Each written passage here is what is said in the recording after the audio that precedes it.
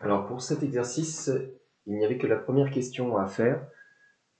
Tactiquement, pour dériver quelque chose qui ressemble à la fonction inverse, avec des coefficients éventuels, ou un signe moins éventuel, en fait on garde la constante. Donc ici la constante, c'est 9 demi. C'est comme si j'écrivais 9 demi multiplié par 1 sur x. 1 sur x devient par dérivation moins 1 sur x carré, donc il y a un moins qui va apparaître, et le x va devenir x carré finalement. Donc je peux écrire la dérivée comme ceci. 1 carré est toujours positif, ici même strictement positif puisque la valeur 0 est rejetée.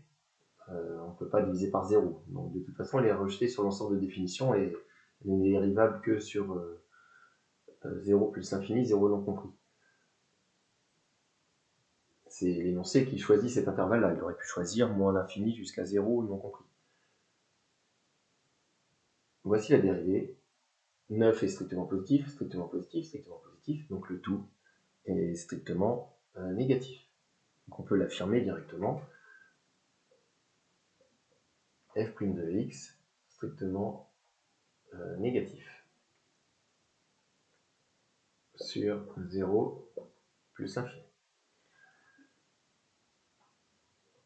Donc, alors là, si la dérivée est strictement négative, je rappelle que ceci signifie, cette écriture-là signifie que c'est du signe moins.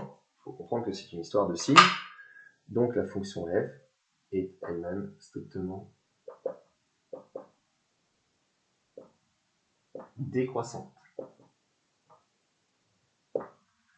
Et ce n'est même pas la peine de faire un tableau de signes dans un cas comme celui-ci, puisqu'il n'y a qu'un seul signe. Donc gérer par des phrases, c'est tout aussi rapide. Alors, on peut se permettre d'affirmer que cette quantité-là est strictement négative. Alors si vous voulez expliquer, c'est parce que x carré est positif, 9 est strictement positif, 2 est strictement positif, vous avez un moins devant tout ça. Mais à mon sens, on peut se permettre de l'affirmer directement. Pour l'explication de la dérivée, pour ceux qui le souhaitent, si c'est moins clair, vous pouvez écrire que f, pas encore la dérivée. F, c'est 9 demi multiplié par 1 sur x, et 1 sur x, c'est la formule qui est dans le cours. Donc quand vous dérivez, il y a la constante qui est gardée, et on multiplie par la formule de dérivation de 1 sur x, qui est moins 1 sur x carré, et ensuite, on remet le 9 avec le moins 1 par produit, moins 9, et on remet le 2 collé à x carré par produit. Voilà. Vous pouvez faire en 2 étapes.